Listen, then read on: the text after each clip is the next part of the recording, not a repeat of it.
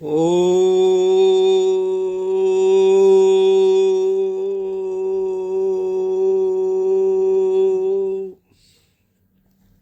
ब्रह्मा मुरारिस्त्रिपुरान्तकारी भानुः शशि भूमिसुतो बुधश्च गुरुश्च शुक्रः शनिराहुकेतवः सर्वे ग्रहा शांतिकरा भवन्तु। मित्रों, ज्योतिष पुंज टीवी लाइव पर आप सभी का स्वागत है, अभिनंदन है, वंदन है। सर्वप्रथम सूर्य महाराज के मकर राशि में प्रवेश के साथ ही दो बातें बहुत महत्वपूर्ण हो जाती हैं हमारे आपके सबके लिए। सबसे पहले तो उत्तरायण शुरू हो जाता है मित्रों। उत्तरायण अर्थात सूर्य उत्तर की तरफ आ जाते हैं, अयन जो है उत्तरायण हो जाता है। और उत्तरायण का बहुत ही महत्व है। उत्तरायण को दोनों अयनों में, दक्षिणायन और उत्तरायण में, उत्तरायण को श्रेष्ठ माना गया। और उत्तरायण में सारे शुभ कार्य किए जाने पर उनके फल अधिकतम सीमा तक प्राप्त होते हैं।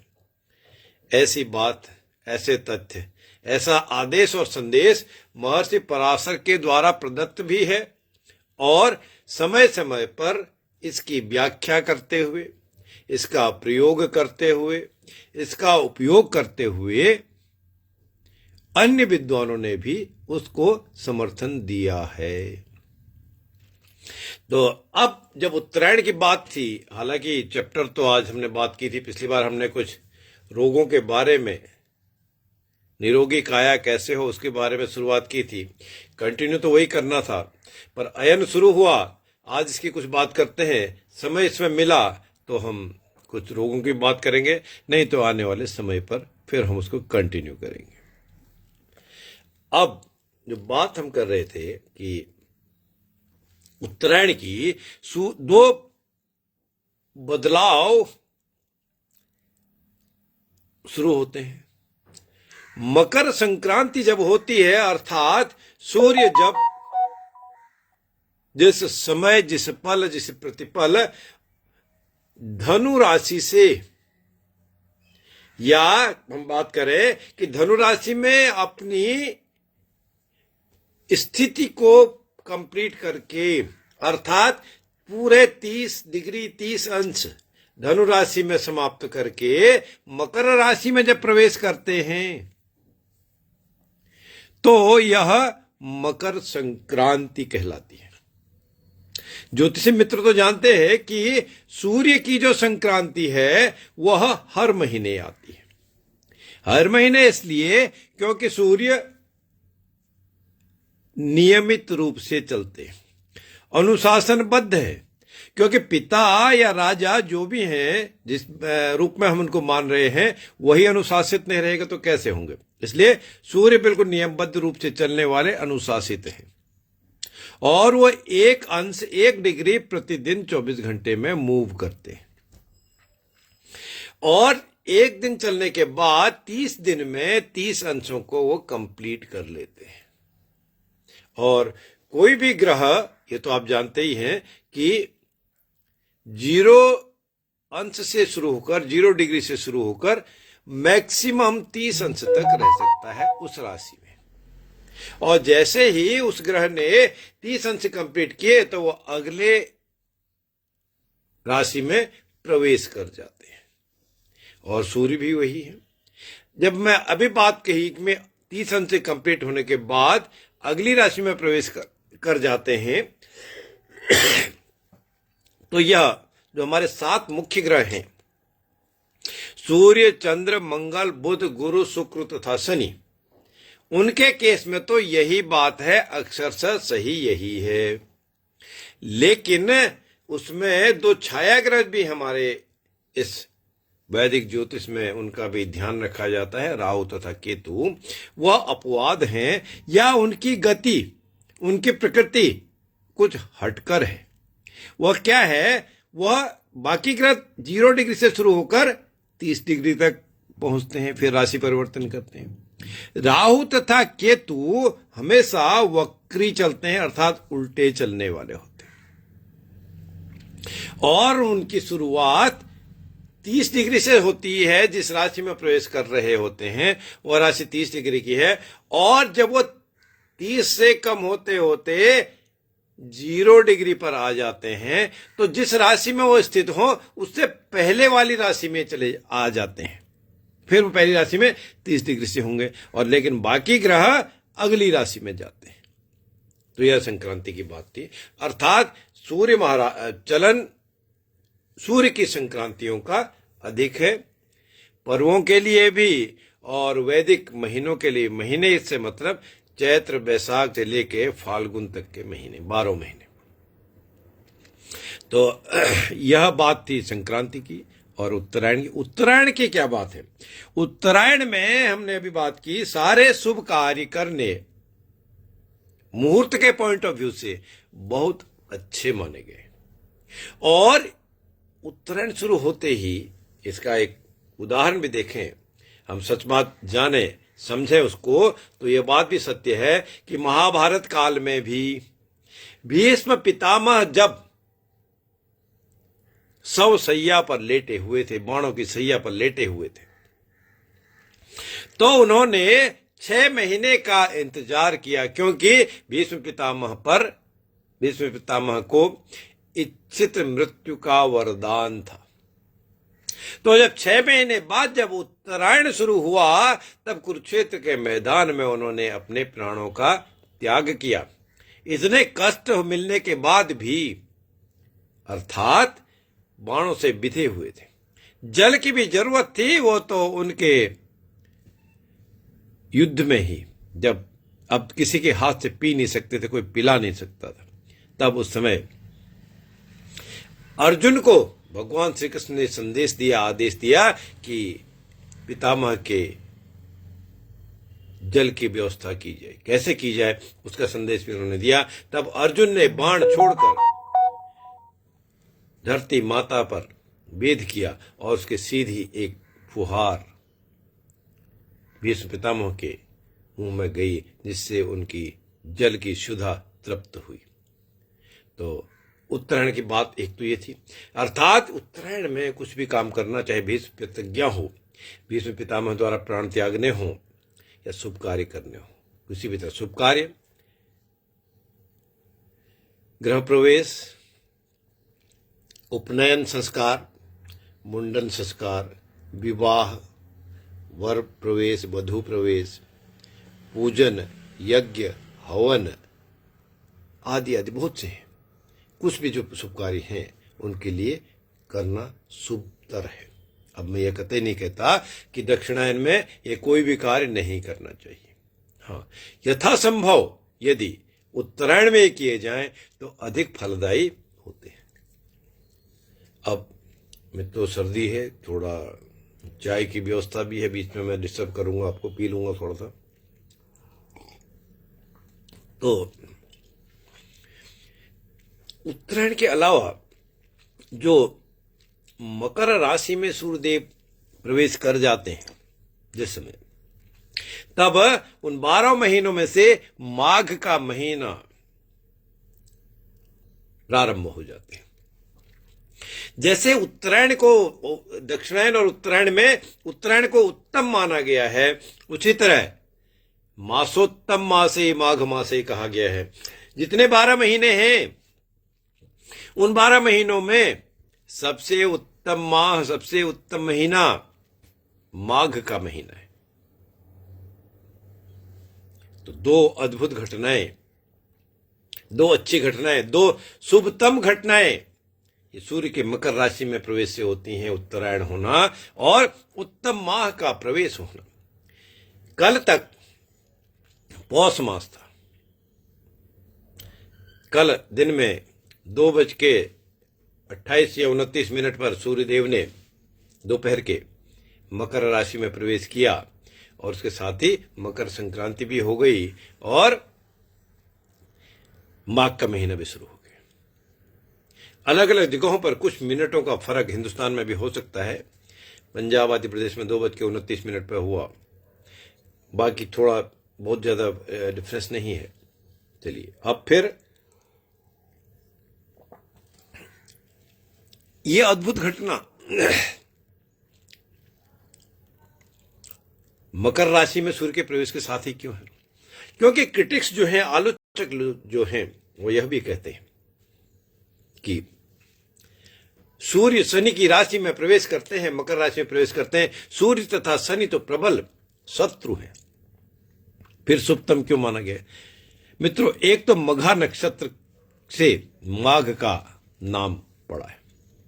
मघा नक्षत्र गंडमूल नक्षत्र में तो आते हैं, लेकिन केतु महाराज के नक्षत्र हैं, उसके स्वामी केतु हैं। तो क्या होगा? केतु धर्म तथा अध्यात्म के देवता भी, बिल्कुल ध्यान लगाने वाले हैं, क्योंकि उनका मस्तक नहीं है, वो बिल्कुल विचलित नहीं होते। और उत्तरायण तो शुरू हो ही रहा है, 2 अद्भुत घटनाएं होती हैं, इसलिए यह माघ के महीने को सूर्य के अपने शत्रु जैसा माना गया है। उस राशि में प्रवेश के बाद भी अच्छा माना गया है, एक बात। दूसरी बात, सूर्य या शनि आपस में एक दूसरे को शत्रु भले ही मानते हो, सोचते हो, लेकिन सूर्य बहुत अति शत्रु नहीं मानते, शनि तो मानते हैं। सूर्य के ही पुत्र शनि महाराज हैं। सूर्य करेक्ट करते हैं। जो शीतलहर चल रही है, ठंडक बहुत ज्यादा हुई है, उसके प्रकोप को भी सूर्य ही शनि की राशि में प्रवेश करने के बाद कम करते हैं, ताप को बढ़ाते हैं। तो यह बात एक प्रूव होती है। दूसरी बात, इस मकर संक्रांति के बाद से पश्चिमी सभ्यता की बात अलग है, लेकिन इस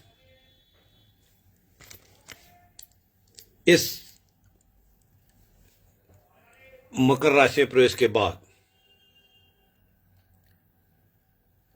जो सूर्य का ताप धीरे धीरे सने सने बढ़ना शुरू हो जाता है, ठंडक दूर हो जाती है।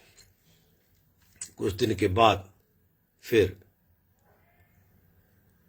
बसंत पंचमी आ जाएगी। बसंत पंचमी में मौसम बिल्कुल सुहाना हो जाता है, चारों ओर सरसों भी फूलती है और फूल भी खिल जाते हैं। धीरे धीरे गर्मी बढ़ती है, सर्दी का प्रकोप कम हो जाता है, और फिर बैसाखी आ जाती है तो फसलों का त्योहार भी उत्तर भारत में शुरू हो जाता है। तो यह बात उत्तरायण की थी, यह बात माघ के महीने में है। और जो पौष के महीने में, जिसको लोकल लैंग्वेज में कभी कभी काला महीना भी कहा गया है, जो शुभ कार्यों में रोक लगी हुई थी, वो अभी खुल जाती है।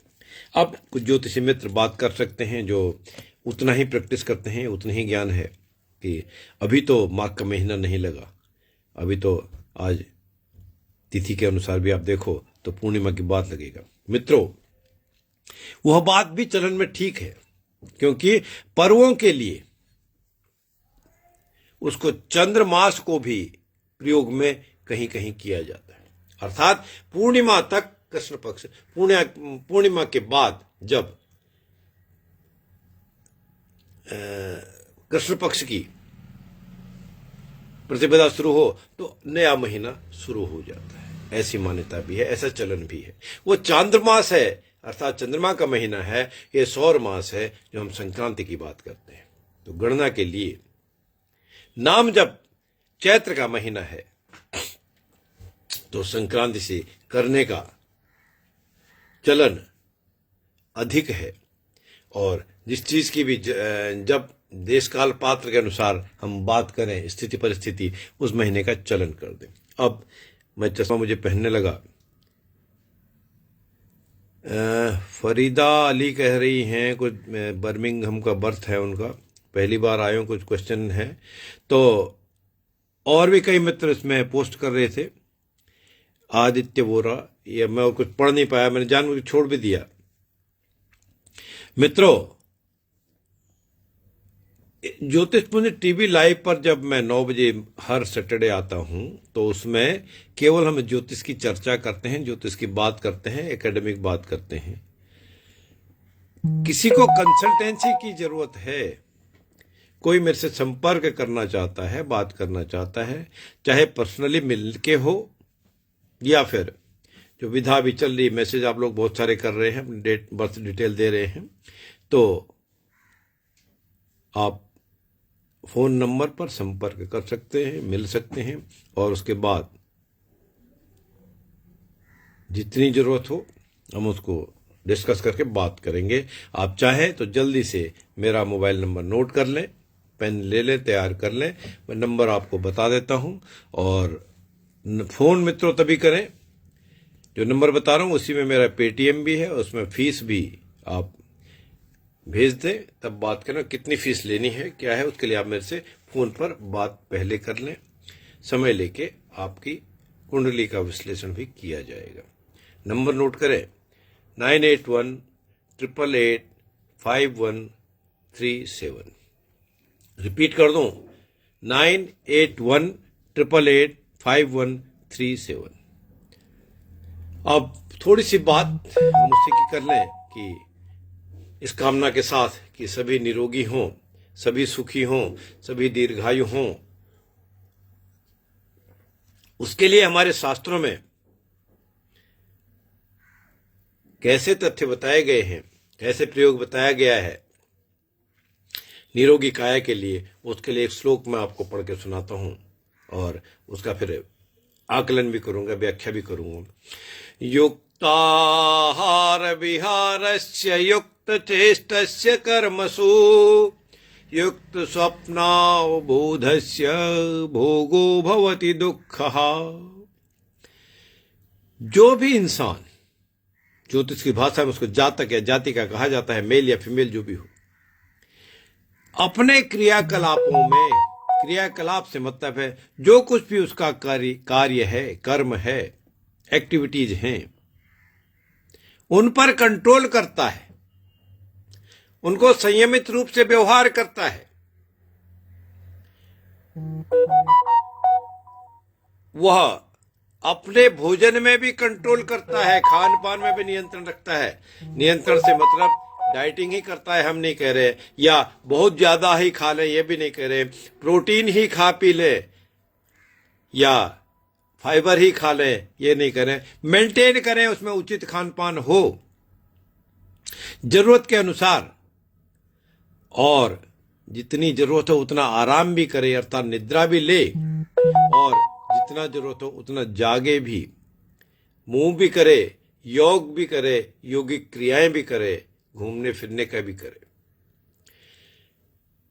अर्थात उचित कार्य करे, यथासंभव कार्य करे, नित्य रूप से, नियमित रूप से करे, खान पान में कंट्रोल रखे, प्रॉपर स्लीप भी ले, उठ के जागे भी, शारीरिक व्यायाम भी करे, योग क्रियाएं भी करे, और बजाय इधर उधर 10 जगह टांग फंसने के, इन्वॉल्व होने के, बेकार की बातों में अपने आप को इन्वॉल्व रखे, तो थोड़ी दिक्कत हो सकती है। तो इन सभी क्रियाकलापों से, कार्यों से अपने आप को संगठित होके, मन में ढाढ़स बधा के, पक्के रूप से कन्फर्म करके, दृढ़ता पूर्वक, दृढ़ प्रतिज्ञता से, आज से, इस समय से अपने कर्मों में, भोजन में, सोने में, जागने में, घूमने में, विचारों में मेंटेन करे, सारी चीजें कंट्रोल करें, तो उसको रोग तथा दुख कैसे आ सकते हैं, अर्थात अगर आ भी गए हैं तो उनको मुक्ति भी मिल जाएगी, दूर भी हो जाएगा। बात तो रोगों की करनी थी, आज की बात इतनी ही। अनुजा जी फिर पूछ रही हैं कि मोबाइल नंबर फिर से दे दें, नंबर लिख लीजिए अनुजा जी, 9818885137, 98155137। इसी नंबर पर मेरा पेटीएम भी, आप बात करके फीस पूछ के बात कर सकते हैं।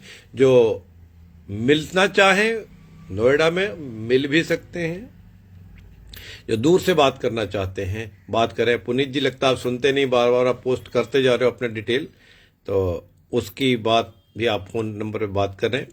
बात मित्रों तभी करें, फोन तभी करें जब आपको फीस देने की इच्छा भी हो। आने वाले शनिवार के दिन हम आपसे फिर मिलेंगे, तब तक के लिए सभी को राम राम, जय श्री राम, जय जय श्री राम।